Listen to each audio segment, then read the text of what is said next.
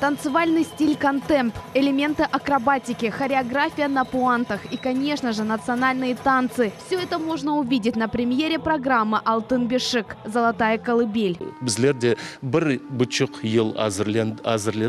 1,5 года готовили эту программу, были и сложности, и не понимали друг друга. Но в итоге все вместе мы создали прекрасную программу.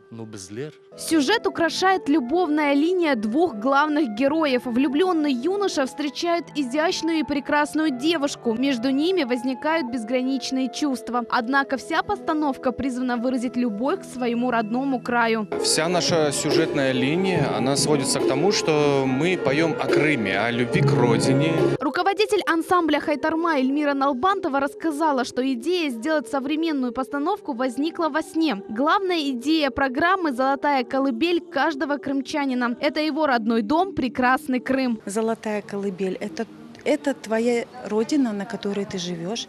И где бы ты ни находился, в каком бы месте ты ни был, ты всегда возвращаешься сюда, на свою землю, где только любовь, только вместе и только сообща мы можем сделать эту землю, то есть наш Крым, краше. К премьере филармония впервые за долгое время отсняла профессиональный видеоклип с захватывающими и необычными номерами на песню «Машалла».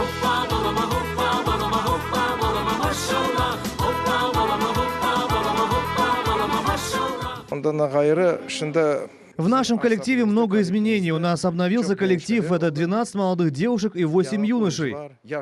Зрителям танцевальная постановка пришлась по душе. Они оценили традиционную крымско-татарскую музыку в новом современном звучании. Все так красиво танцевали, особенно наши мужчины. Я в восторге. Я хочу, чтобы этот ансамбль просуществовал еще долго и только радовал нас. Безумно понравился концерт. Спасибо большое за предоставленное удовольствие. Огромное спасибо руководителю ансамбля за такой прекрасный вечер.